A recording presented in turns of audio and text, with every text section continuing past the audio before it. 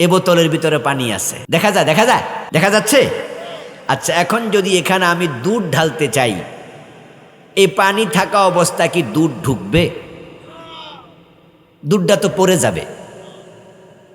যদি আমি এটাতে দুধ ঢুকাতে চাই, তাহলে প্রথম কাজ হলো পানিটাকে ফেলে দিতে হবে। এটা খালি করো, খালি। কারণ খালি যদি আমি না করি, এখানে দুধ ঢুকবে না। ঠিক যাদের কলবে তাকওয়া ঢুকাতে চান, আপনার প্রথম দায়িত্ব হচ্ছে কলবকে গুনাহ থেকে মুক্ত করে নিন। এখন আমরা তো চোখের গুনাহ করি, কানের গুনাহ করি, মুখের গুনাহ করি, হাতের গুনাহ করি, কত রকমের গুনাহ করি। এই গুনাহ করতে করতে কিছু মানুষের অন্তর পুরা নোংরা, পুরা ময়লা, পুরা কালো। এখন কাপড় কালো হলে ডিটারজেন্ট দেয়া যায়, সাবান দেয়া যায়, পানিতে ধুইলে পরিষ্কার হয়ে যায়। স্বর্ণের মাঝে ময়লা হলে এটা স্বর্ণকারের কাছে নিলে অ্যাসিড দিয়া তারপরে সুন্দর করে ঘষে মেশে পরিষ্কার করে দেয়। যখন আমাদের কেসি গেইটে ময়লা হয়ে যায়, তখন আমরা সেখানে ঝং তাড়ানোর জন্য রেত দিয়া ঘষা দিলে ওই লোহার ময়লা চলে যায়। কিন্তু অন্তরে যে গুনার ময়লা, ওটা কি সাবান দিয়ে ধোয়া যাবে? قال رسول الله صلى الله عليه وسلم وإن تاب واستغفر ثقل قلبه وإن زادت حتى تعلو قلبه। আমার রাসূল বলেন, যে ব্যক্তি ইস্তেগফার করবে, তাওবা করবে, তাওবা করলে, ইস্তেগফার পড়লে অন্তরটা পরিষ্কার হয়ে যায়। আল্লাহ তাওবার কারণে, ইস্তেগফার পড়ার কারণে অন্তরের গুনাহগুলো আল্লাহ পরিষ্কার করে দেয়। রোজা আসতেছে, তাকওয়া নেবেন। তাকওয়া যারা নিতে চান, প্রথম টিপস, 1 নাম্বার পরামর্শ, আজ থেকে তাওবা শুরু করে দেন, ইস্তেগফার করুন, বেশি বেশি পড়বেন। নবীজি পড়তেন আস্তাগফিরুল্লাহাল্লাযী লা ইলাহা ইল্লাহু আল হাইয়ুল কাইয়্যুম ওয়া আতুবু ইলাইহি। আবার পড়ছি আস্তাগফিরুল্লাহাল্লাযী লা ইলাহা ইল্লাহু আল হাইয়ুল কাইয়্যুম ওয়া আতুবু ইলাইহি। আবার পড়ছি আস্তাগফিরুল্লাহাল্লাযী লা ইলাহা ইল্লাহু আল হাইয়ুল কাইয়্যুম ওয়া আতুবু ইলাইহি। اللهم أنت ربي لا إله إلا أنت خلقتني وأنا عبدك وأنا على أحدك ووعدك ما استطعت وأعوذ بك من شر ما صنعت وأبوء لك بنعمتك علي وأبوء لك بذنبي فاغفر لي فإنه لا يغفر الذنوب إلا أنت। استغفار سيد الاستغفار وأتوب إليك أستغفر الله। আরবি পারেন না, বাংলায় বলেন, আল্লাহ আমি তোমার কাছে ক্ষমা চাই, আমি মাফ চাই, যে গুনাহ আমি করে ফেলেছি আল্লাহ, অন্তত কালো হয়ে গেছে, আমি তোমার কাছে ক্ষমা চাচ্ছি, আমার মাফ করে দাও। আল্লাহ আমি তওবা করছি, সিদ্ধান্ত নিচ্ছি আর গুনাহ করব না। নবীজি বলছেন, আত-তায়েবু মিনাজ যামবি কামাল্লা যামবা লাহু। এভাবে তওবা করে আল্লাহর কাছে ফিরে আসলে আল্লাহ এমন ভাবে ক্ষমা করেন যেন সে গুনাহ করেই নাই। রমাদান সমাগত, আমরা অন্তরটাকে পরিচ্ছন্ন করে ভালো কিছু কাজ শুরু করতে চাই। রমাদান নিয়ে আমি আপনাদের কাছে কিছু পরামর্শ উপস্থাপন করতে চাই। এই পরামর্শগুলো শুনবেন, তারপরে এগুলোকে আমল করা শুরু করবেন। আশা করা যায় এই রমাদানের মাধ্যমে নিষ্পাপ হয়ে, বেগুনাহ মাসুম হয়ে ঈদ উদযাপন করতে পারবেন। বলেন ইনশাআল্লাহ। 1 নাম্বার কাজ বলে ফেলছি, তাওবা ইস্তেগফার।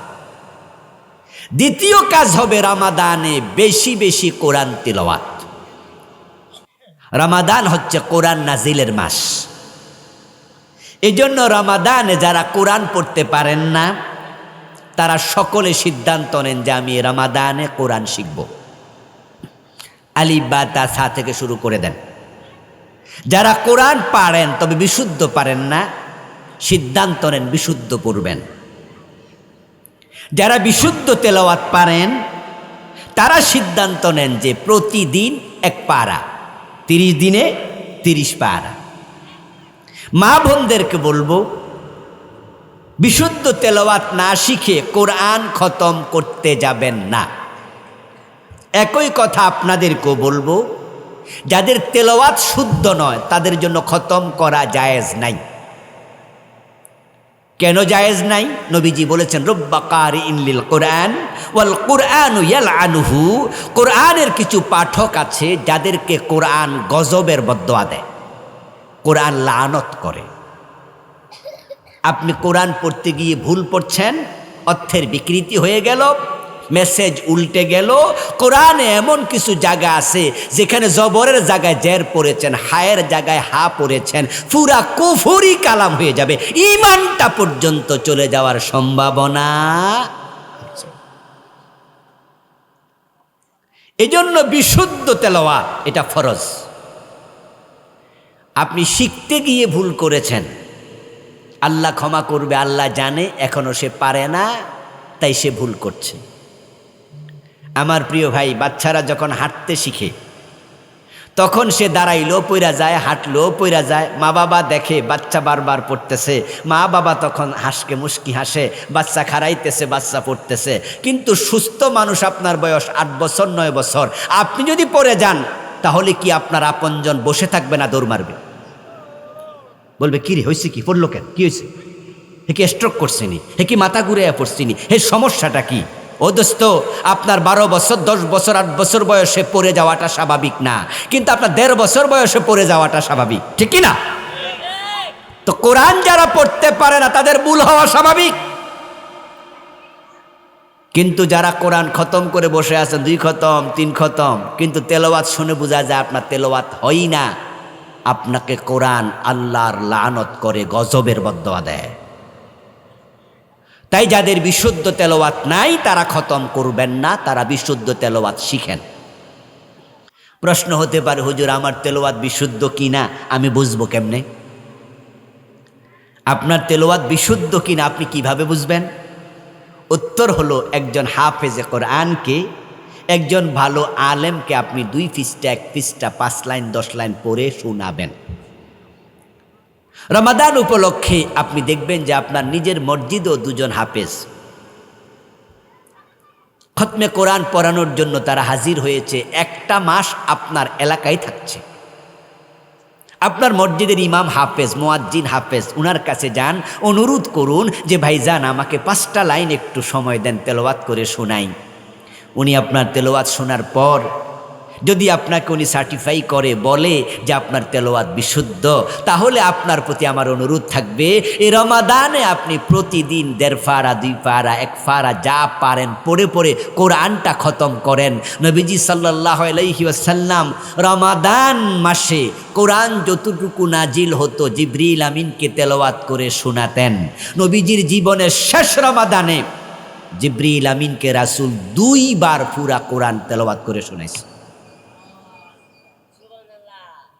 বেশি বেশি পড়ুন। মা বোনরা যেহেতু 1 মাসের মাঝে 7 দিন 5 দিন 10 দিন নাপাক থাকে, হায়েজ অবস্থায় থাকে, আর হায়েজা মহিলার জন্য কোরআন তেলাওয়াত করা জায়েজ নাই।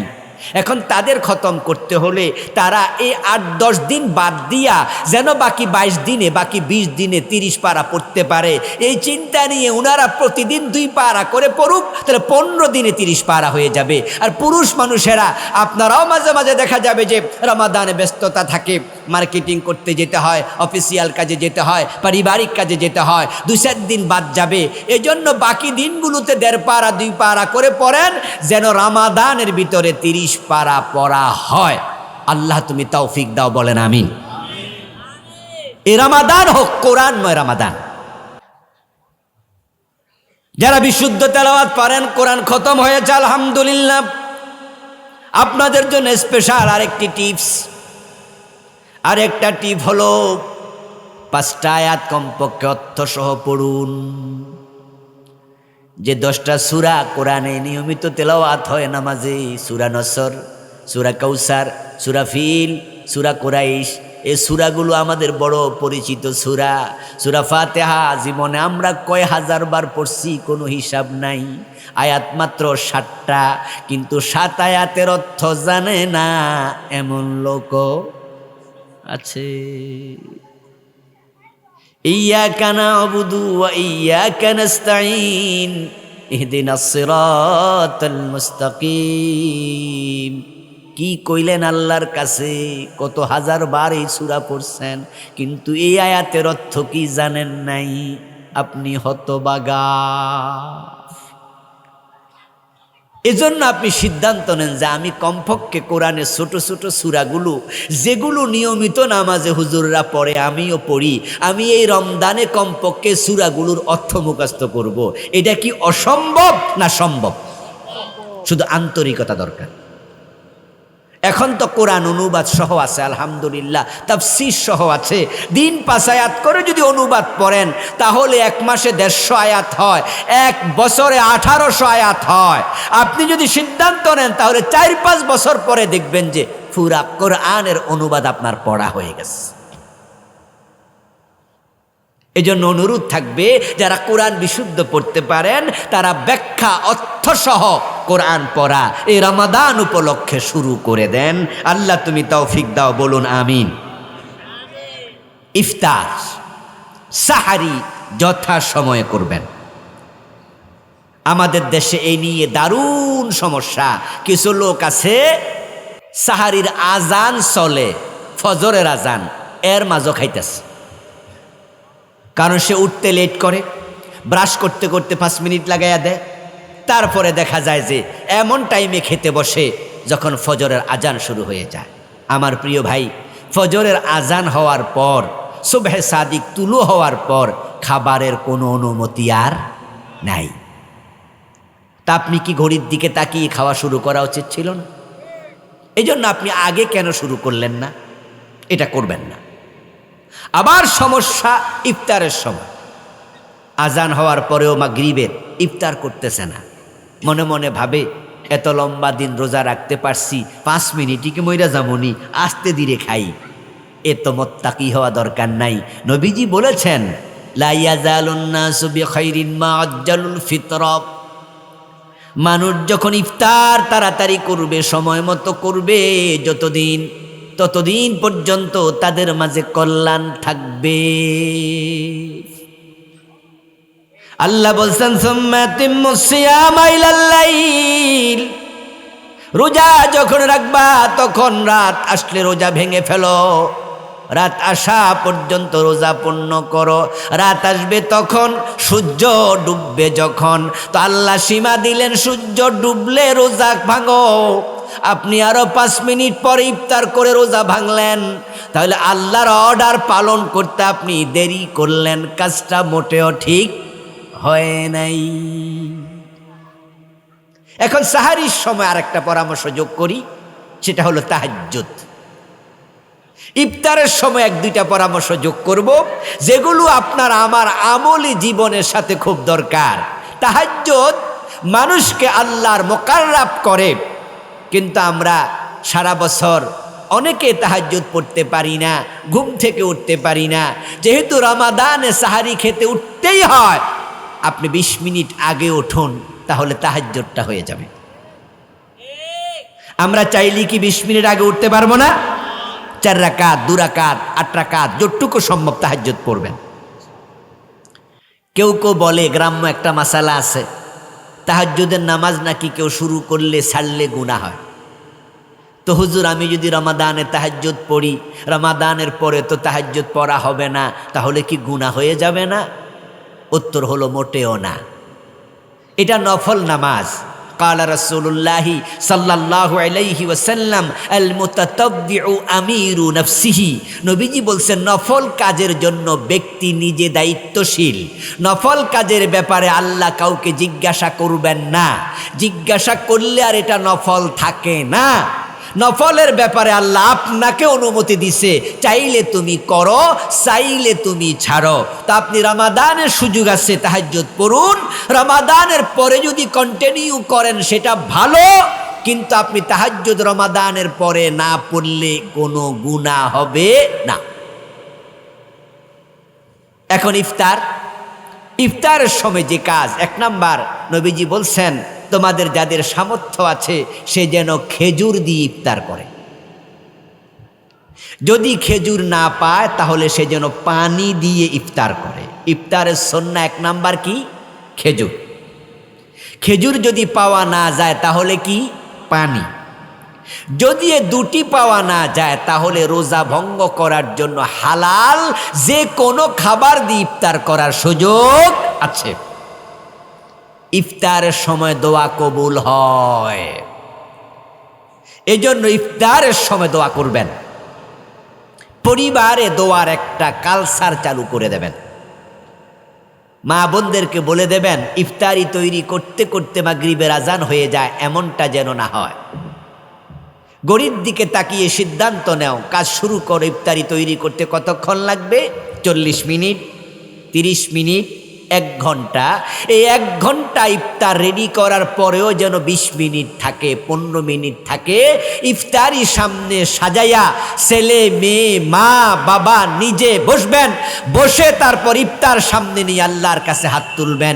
কোনোদিন আপনি, কোনোদিন আপনার স্ত্রী, কোনোদিন আপনার ইউনিভার্সিটি পড়া কলেজে পড়ুয়া ছেলেটা, কোনোদিন আপনার স্কুলে পড়া মেয়েটা বলবেন মা তুমি হাত তোলো, আমরা আমিন বলবো। বাবা তুমি দোয়া করো, আমরা আমিন বলবো। হাত তুলেও দোয়া করা যায়, হাত না তুলেও দোয়া করা যায়। তবে ইফতারির সামনে নিয়ে দোয়া করলে দোয়া কবুল হয়। আরশের মালিক ফেরেশতাদেরকে নিয়ে বলে দেখো ফেরেশতারা সামনে খাবার আছে, খায় না? আমাকে দেখেছে? ফেরেশতারা বলে না। জান্নাত জাহান্নাম দেখেছে? না। ও ফেরেশতারা আমাকে দেখেনি, জান্নাত জাহান্নাম দেখেনি, এরপরও ক্ষুধা আছে খায় না, পিপাসা আছে পানি পান করে না, আমি আল্লাহকে ভয় করে সাক্ষী থাকো আমি তাদেরকে ক্ষমা করে দিলাম।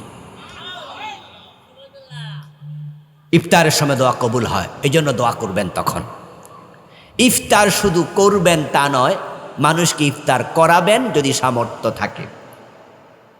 হাদিসে পাওয়া যায় যে ব্যক্তি কাউকে ইফতার করালো, সারাদিন রোজা রেখে লোকটা যত সওয়াব পেল, ইফতার যে করালো আল্লাহ তাকে ওই পরিমাণ সওয়াব দিয়ে দেন। তবে রোজাদারের সওয়াব থেকে সামান্য কমতি হবে না। গ্রামে পরিচিত জন, আপনারা 5টা ঘর 4টা ঘর আছে, প্রত্যেকেই যদি মনে করেন যে আমার ঘরের ইফতার কিছু ওখানে পাঠালাম, ওরা যদি মনে করে তাদের ঘরের ইফতার আপনার কাছে পাঠালো, তাহলে কিন্তু আমরা প্রতিদিন নিজের রোজার বাহিরেও আরো অনেক সওয়াব অর্জন করার সুযোগ আছে। আল্লাহ যাদেরকে সামর্থ্য দিয়েছে ওই সামর্থ্য কাজে লাগাইয়া রোজার সওয়াব বাড়ান। আপনাদের বাড়িতে 5টা ঘর আছে, আপনি ঘরগুলোতে 2 কেজি করে খেজুর কিনে দেন, 1 কেজি করে খেজুর কিনে দেন। এখন 300 টাকা, 400 টাকা, 500 টাকা, 600 টাকাতে খেজুর পাওয়া যায়। আপনার সামর্থ্য যা, যদি আপনি খেজুর কিনে দেন আর খেজুর দিয়ে ইফতার করা সুন্নাহ, তাহলে আপনার ফ্যামিলি থেকে 30 দিনের খেজুর একজনকে দিয়ে দিলেন 1.5 কেজি 2 কেজি, সে 30 রোজায় আপনার খেজুর খেয়ে ইফতার করলো, আর এক্সট্রা 30 রোজার সওয়াব আপনি এমনি পেয়ে গেলেন। মসজিদগুলোতে উদ্যোগ নিতে পারেন। আপনাদের বাড়ির পাশে যে মসজিদ আছে ওই মসজিদে 30 জন উদ্যোগ নেবেন যে আমরা 30 জন 30 দিন ইফতার করাবো। জুমার দিনে এলান করে দেন যে আমরা এখানে উদ্যোগ নিয়েছি, ইফতারের ব্যবস্থা হবে, আপনারা চলে আসবেন। দেখবেন যে 20 জন 30 জন 50 জন 100 জন ইফতার করতে আসবে। খরচ কিন্তু খুব বেশি না। যদি আপনি প্রতিজনের জন্য 20 টাকা বাজেট করেন, 100 জনকে আপনি মাত্র 2000 টাকা দিয়ে ইফতার করাতে পারবেন। আপনি রোজা রাখবেন পুরা মাসে 30টা, আর 2000 টাকায় সওয়াব পাবেন একদিনে 100টা রোজা। সুযোগ আছে না? সুযোগ আছে না? সুযোগ কাজে লাগান, সুযোগ কাজে লাগান। জামাতে নামাজ, রমাদানে 30 দিন হলে 5-30-এ 150 ওয়াক্ত নামাজ। 1 ওয়াক্ত নামাজও জামাত ছাড়া পড়া যাবে না। ইনশাআল্লাহ এই রমাদানে 150 ওয়াক্ত জামাতে পড়বো, এই সিদ্ধান্ত নেওয়া যায় না? আল্লাহ তুমি তৌফিক দাও, বলেন আমিন। নবীজি বলেছেন যে ব্যক্তি এশারের নামাজ জামাতে পড়বে এবং ফজরের নামাজ জামাতের সাথে আদায় করবে, তার যদি নামাজের বিছনায় দাঁড়ায়া থাকে যত সওয়াব হতো এশা এবং ফজর জামাতে পড়লে পুরা রাত নামাজের সওয়াব আল্লাহ আমলনামায় লিখে দেয়। রমাদান তো এমন এক মাস যেই মাসে একটা নফল হয়ে যায় ফরজের সমান। একটা ফরজ আল্লাহ তাআলা এটাকে 70 গুণ বাড়াইয়া তারপর আমলনামায় লিখে। রমাদানে আমরা এক ওয়াক্ত নামাজও একা একা পড়ব না, 5 ওয়াক্ত নামাজ জামাতের সাথে পড়ব। রওনা দিয়েছেন কোথাও থেকে, গড়ির দিকে তাকায়া দেখলেন এখন যদি গাড়িতে উঠি তাহলে আসরের নামাজটা জামাতে পাবো না। আমি অনুরোধ করব আপনি গাড়িটা ফেল করেন, গাড়িটা চলে যাক, আপনি 10 মিনিট 20 মিনিট মসজিদে বসে কোরআন তেলাওয়াত করেন, তারপর জামাতের সাথে পড়ে রওনা দেন। অথবা যেখানে নামবেন ওখানে নেমে মসজিদে গিয়ে জামাতের সাথে নামাজটা পড়ে বাড়ি আসবেন। বাড়ি যদি চলে যান, জামাত হয়ে গেছে, পরিবারের কাউকে সাথে নিয়ে জামাতে নামাজ পড়বেন। সিদ্ধান্ত নেন 150 ওয়াক্ত নামাজ 1 ওয়াক্ত জামাত ছাড়া পড়ব না, বলেন ইনশাআল্লাহ। প্রিয় ভাইয়েরা আমার, দান সাদাকা বাড়িয়ে দেন।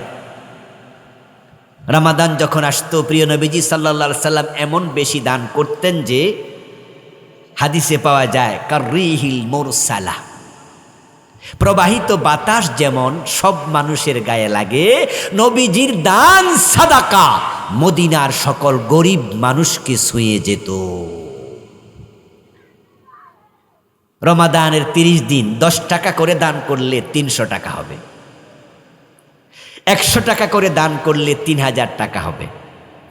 আল্লাহ যাকে যা সামর্থ্য দিয়েছে রমাদান উপলক্ষে সিদ্ধান্ত নেন, বিশেষ করে যারা দোকানদার আছেন, আপনার দোকানের একটা বক্সের মাঝে 5 টাকার কয়েন, 10 টাকার নোট, ভাঙতি টাকা বেশি করে রেখে দেন। একজন ফকির যেন না নিয়ে না ফিরে। যাদের ঘরে ভিক্ষুক যায়, মা বোনদেরকে অনুরোধ করব ভিক্ষার জন্য চাল আলাদা করে আপনি একটা বলে রেখে দেন, একটা ভিক্ষুকও যেন ফিরে না যায়। রমাদানে যত বেশি দান করা যায় দান করুন, 1 টাকা কমপক্ষে 70 টাকার সওয়াব আল্লাহ দিয়ে দেবেন। এ সুযোগ রমাদানের পরে আর থাকে না। আর আগামী রমজান পর্যন্ত বেঁচে থাকবেন তার কোনো গ্যারান্টি নাই। যদি চলে যান সব থেকে যাবে, সাথে কোনো টাকা পয়সা কবরে যাবে না। ফরজ নামাজের আগে কিছু সুন্নত আছে, ফরজ নামাজের পরে কিছু সুন্নত আছে। যেমন জোহরের নামাজের আগে 4 রাকাত সুন্নত, জোহরের নামাজের পরে 2 রাকাত সুন্নত, মাগরিবের পরে 2 রাকাত সুন্নত, ফজরের আগে 2 রাকাত সুন্নত। সুন্নত নামাজগুলো আমরা যেন মিস না দেই। রমাদান উপলক্ষে সুন্নাহ নামাজের পরে নফল নামাজ আমরা যোগ করব। যার হাতে যত সুযোগ আছে, যত বেশি সম্ভব রমাদানে বেশি বেশি ইবাদত করুন, বেশি বেশি করে আল্লাহ তাআলার মুখাপেক্ষী হন। ধূমপানে অভ্যস্ত আছেন কেউ কেউ, ইফতারের পরে একটা বিড়ি খায়, আছে না লোক? ইফতার করেই একটা বিড়ি টান দিব। যদি ধৈর্য ধরে মাগরিবের নামাজটা পর্যন্ত, তাও মনটা আনসান করতে থাকে নামাজটা কখন শেষ হইব। একটা বিড়ি খাইয়া তারপর একটা বড় নিঃশ্বাস ছাইরা মনে মনে করে যা তৃপ্তি শান্তি। অথচ ধূমপান কবিরা গুনাহ। সারাদিন রোজা রাখলেন আর মাগরিবের পরে কবিরা গুনাহ করলেন। ওলামায়ে কেরাম ধূমপানের ব্যাপারে দুরকম ফতোয়া দেন। একদল আলেম বলেন এটা হারাম, আরেক দল আলেম বলেন এটা মাকরুহে তাহরিমি। মাকরুহে তাহরিমি মানে হারামের কাছাকাছি, আর হারাম মানে তো হারাম। তো হারামও কবিরা গুনাহ, মাকরুহে তাহরিমিও কবিরা গুনাহ। তা আপনি সারাদিন রোজা রাইখা মাগরিবের পর পর কবিরা গুনাহ দিয়ে রাত শুরু করলেন। আবার অনেকে আছে ঘুম থেকে উঠা চাহারি খাইয়া একটা বিড়ি খাইয়া তারপরে কুলি করে মসজিদে যায়। তাহলে আপনি আবার বিড়িটা খাইয়া কবিরা গুনাহ করে রোজা শুরু করলেন। আমি অনুরোধ করতে চাই, রমাদানের লম্বা সময় কিন্তু আপনি সিগারেট পান করছেন না। সাহারি থেকে যদি আমরা হিসাব করি মাগরিব পর্যন্ত 14 থেকে 15 ঘন্টা আপনি বিড়ি খাচ্ছেন না। যদি রোজা না থাকতো, রোজার মাস না হতো, আপনি এর মাঝেও 2টা 3টা 5টা বিড়ি খেয়ে ফেলতেন। তো যে ব্যক্তি 14 ঘন্টা বিড়ি না খাইয়া থাকে সে কি বাকি 10 ঘন্টা বিড়ি না খাইয়া থাকতে পারবে না? আচ্ছা, বাকি 10 ঘন্টা কেন রে ভাই? আমি তো 10 ঘন্টা দেখি না। দিনের বেলায় রোজা 14 ঘন্টা, রাতের বেলা ঘুম হলো 5 ঘন্টা কমপক্ষে, নাকি? তো 5 আর 14 কত? 19। তারপরে সাহারি খাওয়া, তারপরে ভাত খাওয়া, এগুলোতে চলে যাবে আরও 1-1.5 ঘন্টা 2 ঘন্টা। তাহলে আপনি ধূমপান রোজার মাসে যে করে সেও কিন্তু 1, 2, 3টার বেশি সিগারেট খাওয়ার টাইম পায় না। একটু সিদ্ধান্ত নেন, আমি যদি 19 ঘন্টা সিগারেট না খাইয়া থাকতে পারি, বাকি 24 ঘন্টার মাঝে 5 ঘন্টা আমি চাইলে থাকতে পারবো। 1 মাস সিগারেট থেকে দূরে থাকেন, 1 মাস যাওয়ার পরে দেখবেন রোজার পরে সিগারেটের নেশা নাই। আমরা কি চাইলে রোজাকে উপলক্ষ করে ধূমপান ত্যাগ করতে পারি না? ধূমপান ত্যাগ করতে পারি না? আওয়াজ দেন, ধূমপান ত্যাগ করতে পারি না? বিড়ির মাঝে জাহান্নামীর 3টি আলামত পাওয়া যায়। বিড়ির মাঝে, সিগারেটের মাঝে জাহান্নামের 3টি আলামত একসাথে পাওয়া যায়। একটা হলো আগুন, আরেকটা হলো ধোঁয়া, আরেকটা হলো দুর্গন্ধ। জাহান্নামের মাঝে দুর্গন্ধ আছে, আগুন আছে এবং ধোঁয়া আছে। হিন্দু যখন মারা যায় তখন হিন্দুদের আগুন দেয়া হয়, আগুন দিয়ে দগ্ধ করা হয়, পোড়ানো হয় চিতায় নিয়ে। যারা জানেন তারা একটু জবাব দেন, আগুনটা দেহের কোন অংশে দেয়? যারা জানেন বলেন। এটাকে বলে মুখাগ্নি। হিন্দুরা মৃত ব্যক্তিকে দাহ করে, পোড়ায়, তার শুরুতে মুখে আগুন দেয়। আপনার কাছে আমার জিজ্ঞাসা, এই যে মুখে আগুন দিয়ে পোড়ানো হলো, এটা কি যে ব্যক্তি মরছে আগুনটা সে দিছে না অন্যে? আর যে বিড়ি খায় নিজেরটা নিজে দেয়। বেঠিক বললাম? কথা বলেন, বেঠিক বললাম? তাহলে হিন্দু বেটা মরে গেছে, তার আগুন সে দিল না, আরেকজনে দিল। আর যে বিড়ি খায় সে নিজের আগুন নিজে মুখের মাঝে বিড়ি লাগাইয়া আগুনটা সে ধরাইয়া নিজের মুখে সে আগুন দিচ্ছে। ইন্না লিল্লাহি ওয়া ইন্না ইলাইহি রাজিউন। তোমার সাথে আগুনের সম্পর্ক কি? কোরআনের বক্তব্য, ফাত্তাকুন্নার আল্লাতী ওয়াকুদুহান নাস ওয়াল হিজারা উইদ্দাত লিল কাফিরিন। ও দুনিয়ার মানুষেরা, ফাত্তাকুন্নার, তোমরা আগুন থেকে দূরে থাকো। আরে আগুনের কাছে মানুষ যাবে অতীব প্রয়োজনে, রান্না বান্না করা, অন্য কাজ জরুরত হলে আগুনের কাছে যায়। না হয় আগুন ভালো জিনিস, এটা খারাপ জিনিস। আর যে বিড়ি খায় সে আগুন লগে লগে লইয়া হাঁটে, এর পকেটে আগুন, এর মুখে আগুন। আমি কোনো বিড়িখোরকে যদি প্রশ্ন করি, ধূমপানকারীকে প্রশ্ন করি, দোস্ত আপনি ধূমপান করে কত হাজার টাকা লস করেছেন জীবনে, তখন হাসি দিয়ে বলবো, হুজুর হিসাব নিকাশ নাই, কত টাকা যে বিড়ি খাইয়া শেষ করছি। আমি যদি আবার প্রশ্ন করি, বিড়ি খাওয়ার মাঝে 2-1টা উপকারিতা বলেন, তখন দেখবেন যে মুখ লুকাবে, মুখ লুকাইয়া বলবে, হুজুর বিড়ির কোনো উপকার আছে? তো খান কেন? সিগারেট এমন এক জিনিস যাহা নিজের বদনাম নিজে করে। পৃথিবীতে এমন পানীয়, এমন খাবার দ্বিতীয়টি আছে, এটা আমার জানা নাই। আপনি দেখবেন যে সিগারেটের প্যাকেটের মাঝে লেখা থাকে ধূমপান নিষেধ, লেখা থাকে ধূমপান বিষপান, অতএব সাবধান।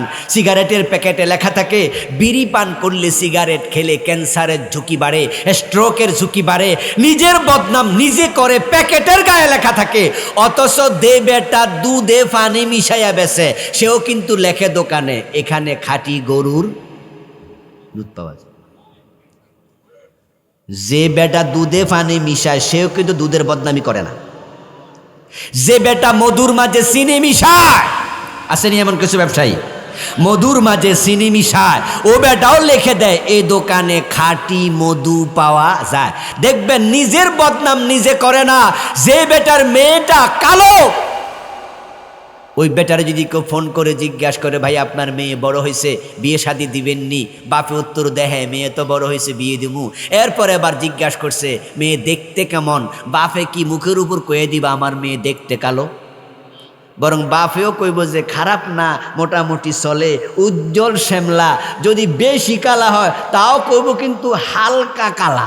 নিজের বাবা নিজের মেয়ের বদনামি করে না। ধূমপান যারা করো, তোমার বিড়ি তার গায়ে বদনাম লিখে রাখে, এরপরও তুমি খাও, তুমি বেকুব ছাড়া আর কি। পৃথিবীর কোনো খাবার আপনি বিড়ির মতো, সিগারেটের মতো পাবেন না। আপনি একটু আটার রুটি অর্ধেক খায় অর্ধেকটা ফেলে দেন, 10 মিনিট পরে দেখবেন যে পিঁপড়া খাইতেছে। একটা পাউরুটি অর্ধেক খাইয়া ফেলে দেন, দেখবেন কুত্তা মুখে লইয়া দৌড় মারছে। আপনি একটা বিস্কিট অর্ধেক খাইয়া ফেলে দেন, বিড়াল খাইতেছে। কিন্তু একটা বিড়ি অর্ধেক করে ফালায় রাখেন, দেখবেন যে এটা তেলাপোকা খায় না, এটা পিঁপড়াও ধরে না, এটা ইন্দুর বান্দরও ধরে না।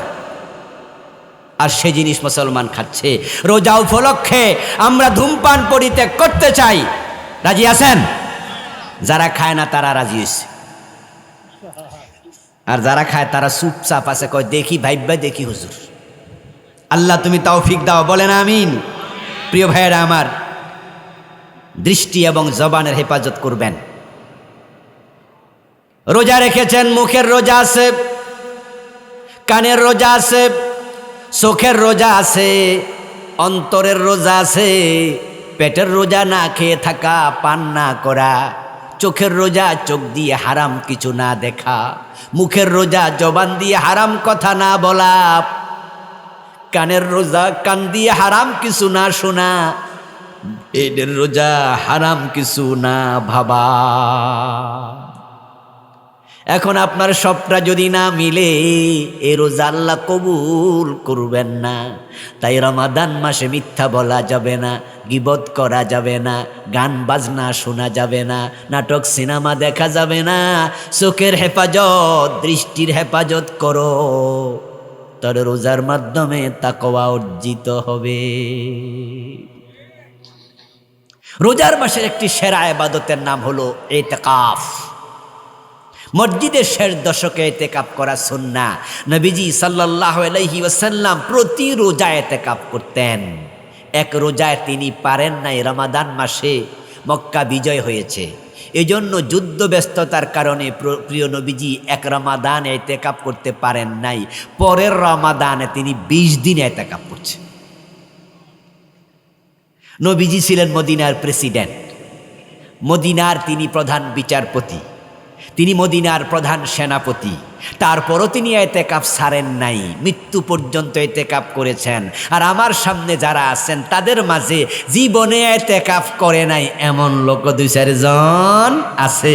নবীজি যাহা ছাড়েন নাই আর আপনি তাহা জীবনে করেন নাই, নবীজির সাথে মিল না অমিল? এটা উম্মতের কাজ।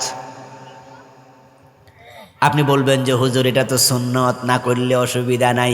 আরে আমি আপনাকে সুন্নত না ফরজ না ওয়াজিব মাসলা জিজ্ঞাসা করি নাই, আমি জিজ্ঞাসা করেছি নবীজি যাহা ছাড়েন নাই আপনি তাহা করেন নাই, কাজটা কি ঠিক হলো?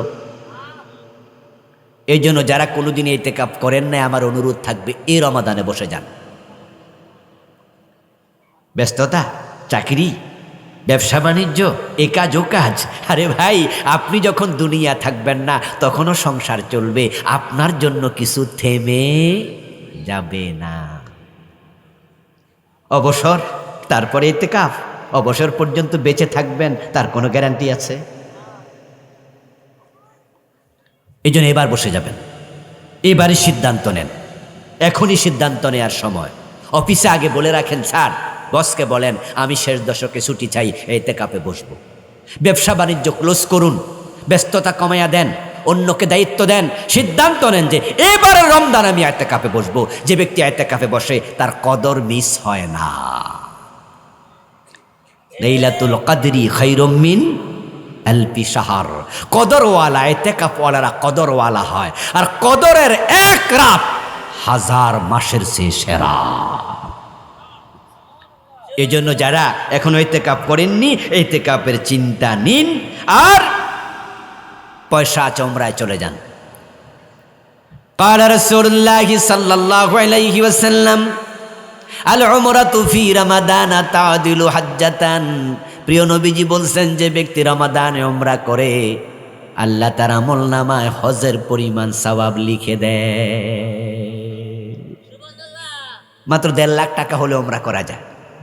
যাদের সামর্থ্য আছে রমাদান উপলক্ষে উমরায় চলে যান। আল্লাহ তাআলা আমাদের সকলকে রমাদানকে সামনে নিয়ে যে কথাগুলো বললাম, আল্লাহ তুমি আমল করার তৌফিক দাও, বলেন আমিন। মুত্তাকি হওয়ার তৌফিক দাও, বলেন আমিন। যত অপরাধ প্রবণতা আছে, সাহেবুল বাইত আদরা বিমা ফি, বাড়ির মালিক ভালো জানে বাড়িতে আছে কি, আমরা কে কোন গুনার সাথে আছি আমরা নিজেরা কিন্তু জানি। আপনারটা আমি জানি না, আমারটা আপনি জানেন না, নিজেরটা নিজে জানেন। রোজা আসছে, আজকে থেমে যান, গুনাহ থেকে নিজেকে হেফাজত করুন।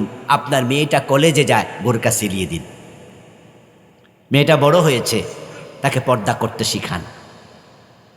আপনার ছেলে মেয়েদের মাঝে কেউ বেনামাজি আছে, আজকে বাড়ি গিয়ে বলেন আগামী দিন ফজর থেকে তোমাকে নামাজ ধরতে হবে। নিজের মাঝে ঘাটতি আছে, ঘোষ খান, সুদ খান, হারাম খান, থেমে যান। আল্লাহকে জানায় যে আল্লাহ আমি আর করব না, পিছনে যা হয়েছে তোমার কাছে ক্ষমা চাই। আল্লাহ তাআলা আপনাকে ক্ষমা করার জন্য অপেক্ষা করছেন। হে রব, আমাদের সকলকে রমাদান উপলক্ষে তাকওয়া অর্জনের মানুষে যত গুনাহ আছে ছেড়ে দেওয়ার তৌফিক দাও। আবারও বলেন আমিন। হাযা মা ইনদি ওয়াল ইলমু ইনদাল্লাহ আলাইহি তাওয়াক্কালতু ওয়া ইলাইহি উনীব। আল্লাহুম্মা আমিন। আলহামদুলিল্লাহি রাব্বিল আলামিন ওয়াসসালাতু ওয়াসসালামু আলা নাবিয়িনা মুহাম্মদ ওয়া আলিহি ওয়া আসহাবিহি আজমাইন।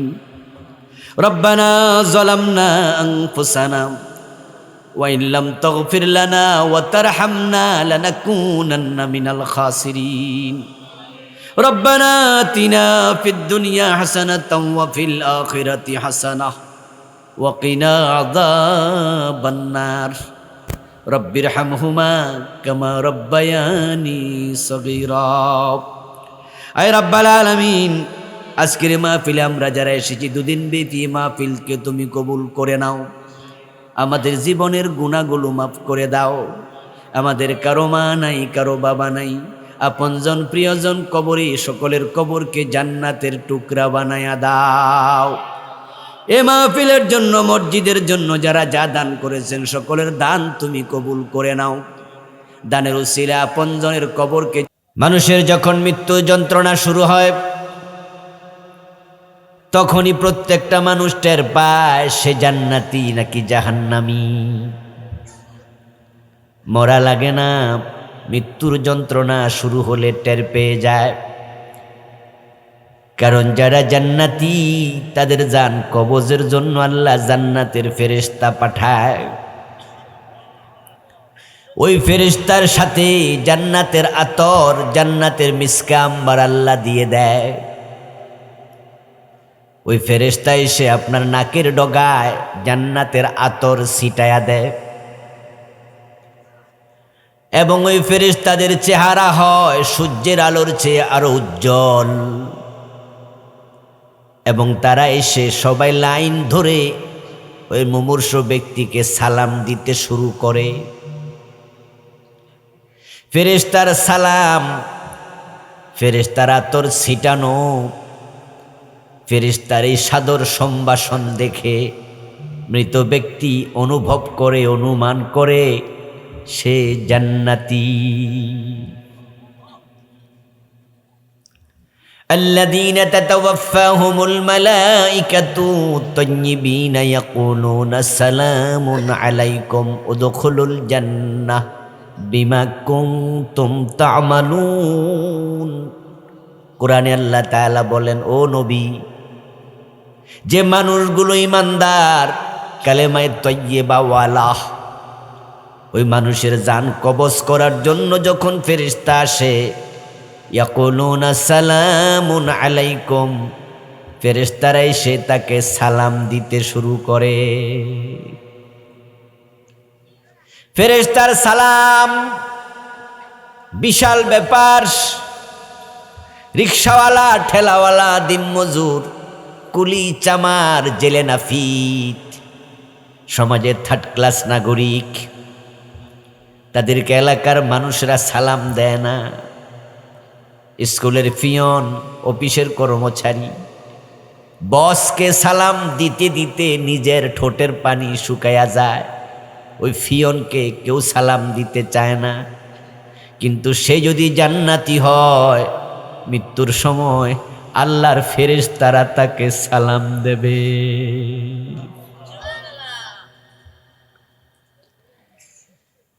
ফেরেশতার সালাম দেখে লোকটা অনুভব করবে সে জান্নাতি। আর যারা জাহান্নামী মানুষ তারাও মরার আগে টের পেয়ে যাবে, কারণ তাদের জান কবজ করার জন্য আল্লাহ জাহান্নামের ফেরেশতা পাঠাবে। ওই ফেরেশতা তার জান কবজ করতে এসেই তাকে পিটাতে শুরু করবে। তার সাথে প্রথম সাক্ষাতেই তার চেহারার মাঝে, পিঠের মাঝে জাহান্নামের চাবুক দিয়া বেত্রাঘাত করতে থাকবে, চাবুকাঘাত করতে থাকবে। সে বুঝে ফেলবে লক্ষণ ভালো নয়। ওয়ালাউ তারা ইয ইয়াতাওয়াফফাল্লাযীনা কাফারুল মালাইকাতু ইয়াদরিবুনা উজুহাহুম ওয়া আদবারাহুম ওয়া যুকু আযাবাল হারীক। এটাও কোরআনের আয়াত। আল্লাহ তাআলা বলেন, ও রাসূল, যদি আপনি দেখতেন যখন কাফের, ফাসিক, ফুজ্জার, জাহান্নামীর মৃত্যুর সময় হয়, ফেরেশতা এসে কিভাবে তার চেহারার মাঝে, পিঠের মাঝে পিটাতে শুরু করে। এই মাইর খাইয়া ওই মুমূর্ষ ব্যক্তি বোঝে তার উপায় নাই, সে জাহান্নামী। এখনো কিন্তু সে মরে নাই, এটা মরার আগে। আপনাদের কাছে আমি জিজ্ঞাসা করতে চাই, যারা জবাব জানেন তারা একটু কথা বলিয়েন, জবাব দিয়েন। এই লোকটাকে যখন ফেরেশতা পিটাতে শুরু করলো, সে বুঝলো সে জাহান্নামী, সে কি তখন তাওবা করতে পারবে?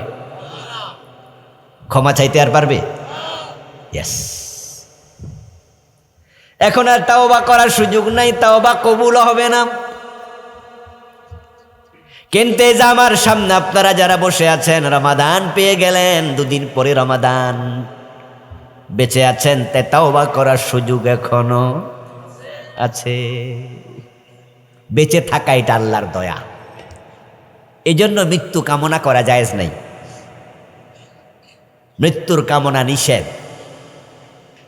নবীজি সাল্লাল্লাহু আলাইহি ওয়াসাল্লামকে প্রশ্ন করা হয়েছিল, আইয়ুন নাসি আফদাল? ক্বালা মান তালা উমরুহু ওয়া হাসুনা আমালুহু। ও প্রিয় নবী, দুনিয়ার মাঝে ভালো মানুষ, সেরা মানুষ কে? ভালো মানুষ, সেরা মানুষ। নবীজি জবাব দেন, যার হায়াত লম্বা এবং আমল ভালো, সেই হলো সেরা মানুষ।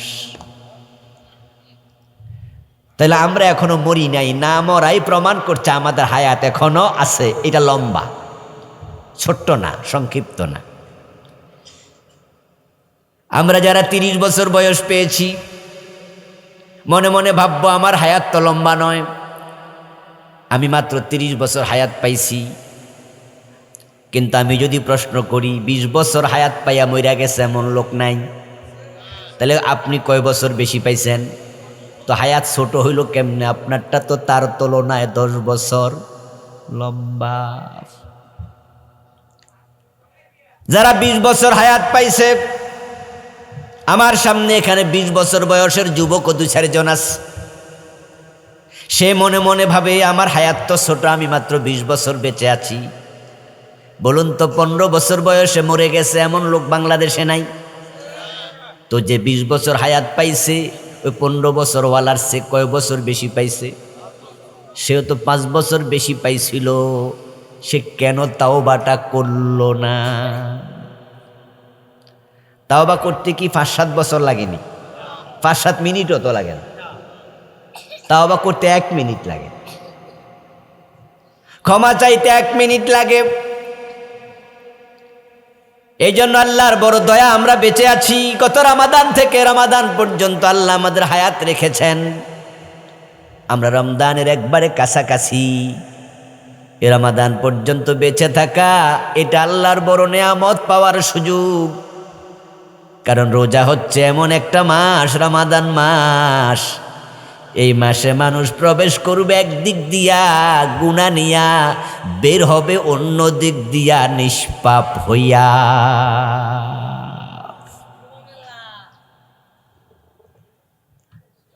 قال رسول الله صلى الله عليه وسلم من صام رمضان إيمانا واحتسابا غفر له ما تقدم من ذنبه। নবীজি বলেছেন, যে ব্যক্তি ঈমান এবং ইহতিসাবের সাথে রমাদানের রোজা রাখে, তার আমলনামায় যত গুনাহ ছিল সব গুনাহ ক্ষমা করে দেয়া হবে। আমার সামনে যারা আছেন জবাব দেন তো, আমরা কি সবাই মাসুম না গুনাহ আছে? গুনাহ আছে?